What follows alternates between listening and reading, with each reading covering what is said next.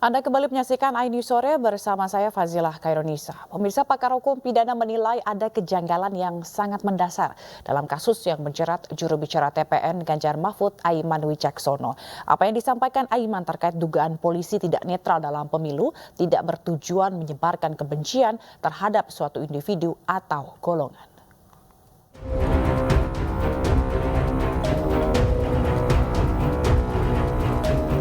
Secara mengejutkan, Polda Metro Jaya menaikkan status kasus dugaan penyebaran hoaks yang menjerat juru bicara TPN Ganjar Mahfud Aiman Wicaksono ke tahap penyidikan. Pakar hukum pidana Suparji Ahmad menilai ada kejanggalan mendasar dalam kasus Aiman. Naik pada tingkat penyidikan yang menunjukkan adanya peristiwa pidana tadi adalah sebuah kejanggalan yang sangat mendasar.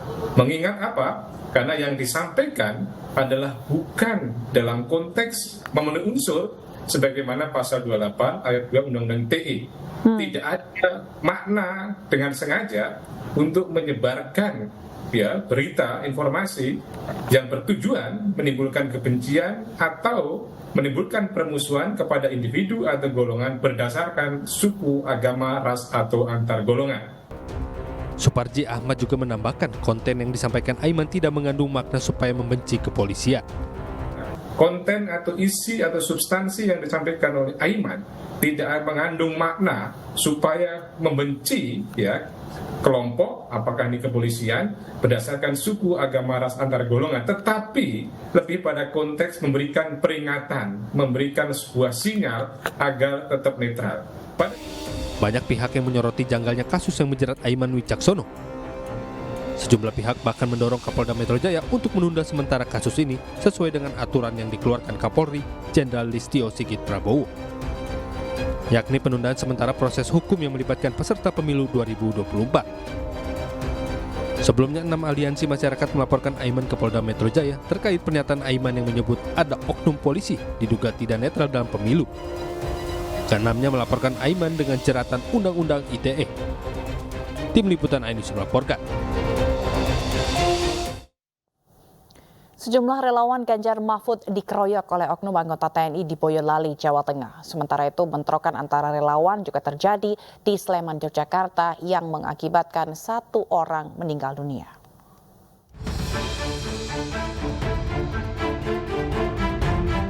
Pengeroyokan relawan Ganjar Pranowo Mahfud MD terjadi di depan Batalion Infanteri 408 Rider Kodam 4 di Ponegoro, terekam kamera CCTV. Dalam video, sejumlah oknum prajurit menghampiri pemotor yang melintas dan menarik serta menganiaya hingga terjatuh ke jalan.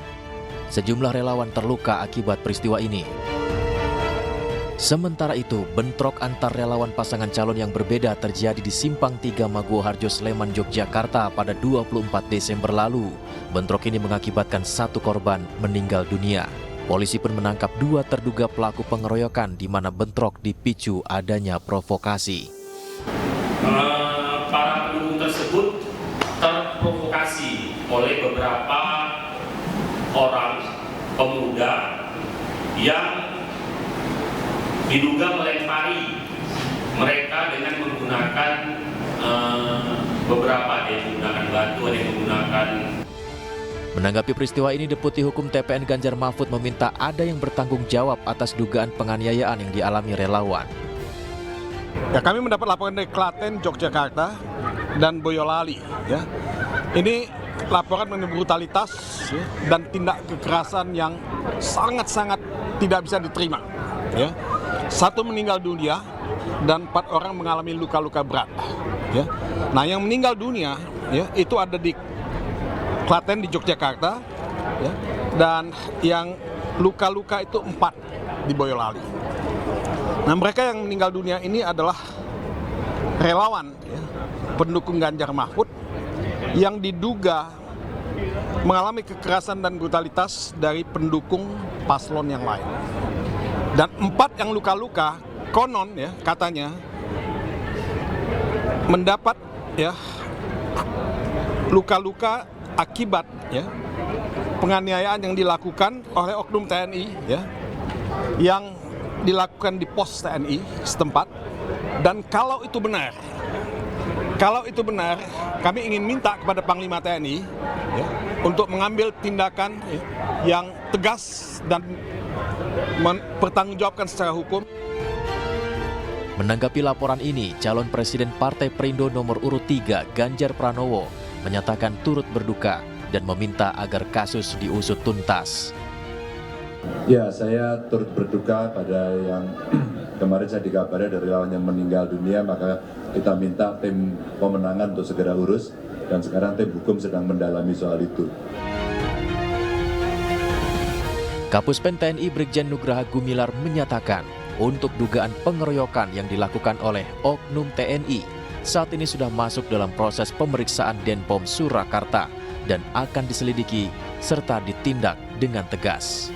Tim Liputan iNews melaporkan. Dan untuk membahas kasus ini sudah bergabung bersama kami Direktur Eksekutif Amnesty International Indonesia, Usman Hamid. Selamat sore, Bang Usman.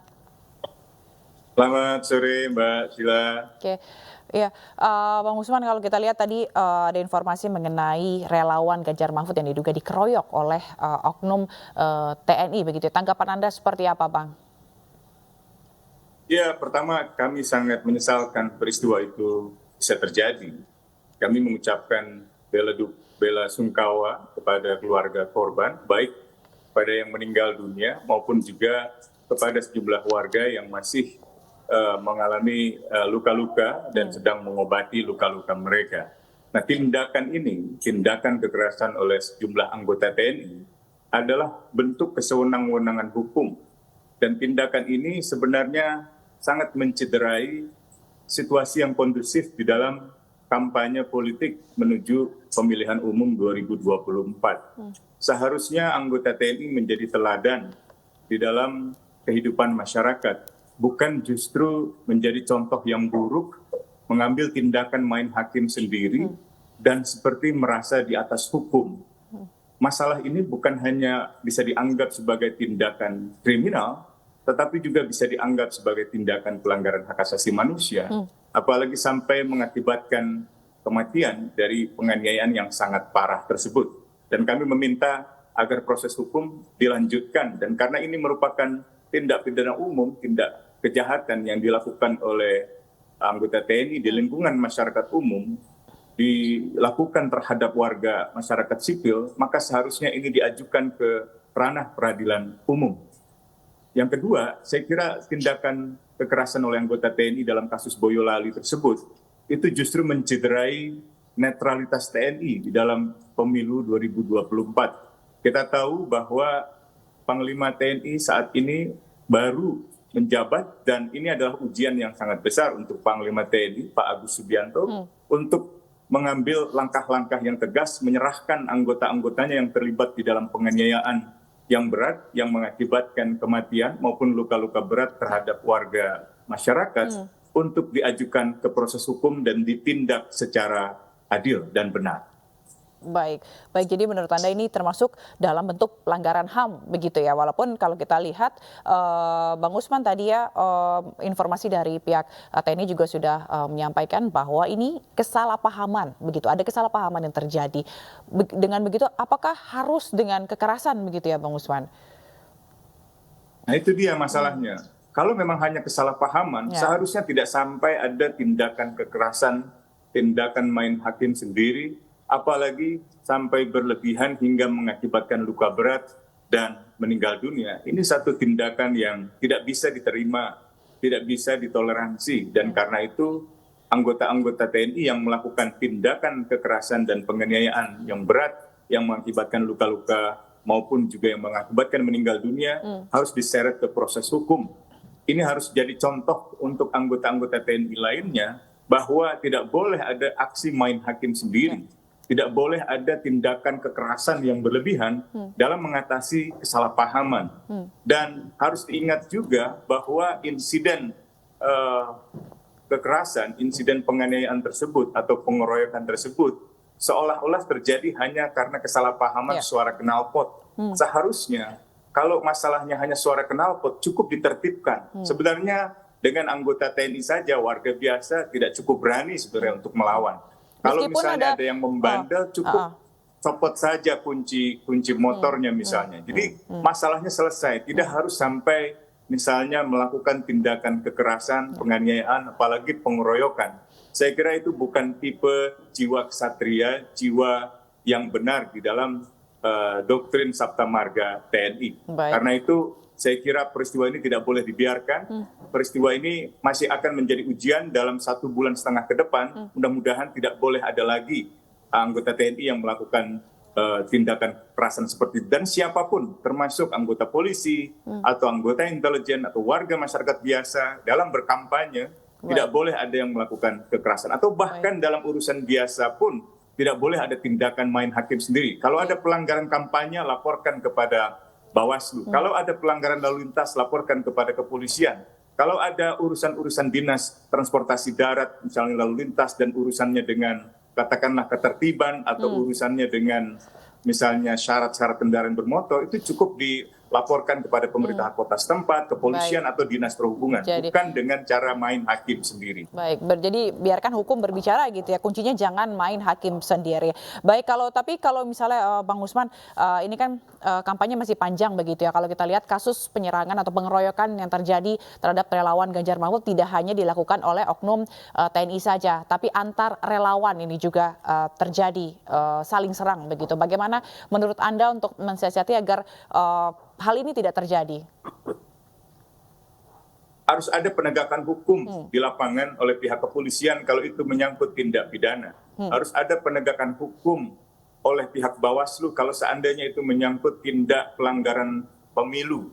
Dan tidak boleh ada siapapun anggota TNI, Polri, Badan Intelijen, atau warga masyarakat biasa yang mengambil langkah-langkah main hakim sendiri, apalagi sampai mengakibatkan nyawa manusia itu meninggal dunia. Saya kira itu tindakan yang kejam, tindakan yang tidak manusiawi dan merendahkan martabat manusia. Berarti harus ada penindakan hukum gitu ya. Terkait dengan hukuman, kalau kita lihat sejauh ini harus ada penindakan hukum. Apakah cukup dengan hanya pemberhentian begitu, Bang Usman? Saya kira tidak cukup. Setiap orang di mata hukum harus diperlakukan secara sama dan setara. Apakah ia warga sipil atau warga berstatus anggota TNI atau anggota Polri, kalau ia melakukan tindak pidana umum seperti melakukan pengeroyokan atau penganiayaan berat, maka ia tunduk di bawah hukum pidana umum, yaitu hukum pidana. Dan karena itu tidak boleh ada pengecualian, tidak boleh ada keistimewaan hanya karena ia anggota TNI misalnya, lalu hanya diberhentikan saja. Itu tidak akan timbul efek jera ke depannya. Dan saya kira ini penting untuk ditegakkan agar TNI tidak dicederai secara kelembagaan. Perbuatan-perbuatan semacam ini sebenarnya perbuatan-perbuatan yang harus dipertanggungjawabkan secara individu, secara perorangan yang melakukan tindakan tersebut, tidak ada urusannya dengan kelembagaan. Jadi sebaiknya TNI juga tegas menyerahkan anggota-anggotanya ke proses hukum untuk kemudian diproses investigasi, dituntut sampai dengan diadili dan diberikan penghukuman yang setimpal agar peristiwa ini menjadi pembelajaran bagi yang bersangkutan, bagi para pelaku, dan juga bagi warga masyarakat lain, termasuk mereka yang sekarang ini sedang aktif di dalam berkampanye. Menahan diri dan tidak melakukan kekerasan, melainkan cukup melakukan tindakan-tindakan kampanye yang sifatnya damai. Benar. Jadi biar ada efek jera gitu ya, Bang Usman ya. Bang Usman, kalau kita ngomongin soal pelanggaran HAM begitu ya di masa kampanye ini, selain ini begitu, apakah Anda memantau selama ini apakah ada pelanggaran-pelanggaran atau potensi pelanggaran-pelanggaran HAM lainnya yang akan terjadi di masa kampanye ini, Bang Usman? Dari TPN Ganjar Mahfud sudah menggarisbawahi setidaknya ada 5 kasus kekerasan dan salah satunya mengakibatkan meninggal dunia. Baik itu yang di dalam kasus Boyolali maupun juga di dalam kasus Sleman misalnya. Nah, tindakan semacam itu akan berulang kalau tidak ada tindakan hukum yang tegas. Dia akan tidak menimbulkan efek jera kepada orang yang melakukannya dan tidak akan menimbulkan efek gentar kepada orang-orang lain yang belum melakukannya atau yang hendak melakukannya. Karena itu penegakan hukum yang efektif, yang tegas harus dilakukan. Baik, jadi intinya adalah aparat baik TNI maupun Polri ini juga harus menjaga begitu ya, jangan main hakim sendiri begitu, dan juga harus diberikan tindakan hukum yang jelas. Baik, terima kasih Bang Usman Hamid, Direktur Eksekutif Amnesty International Indonesia telah bergabung di iNews Sore. Salam sehat selalu, Bang. Pemirsa, usai jeda, ribuan santri dan santriwati Ponpes An-Nawawi Kabupaten Mojokerto, Purworejo, Jawa Tengah menyambut kedatangan Capres nomor urut 3 Ganjar Pranowo sesaat lagi.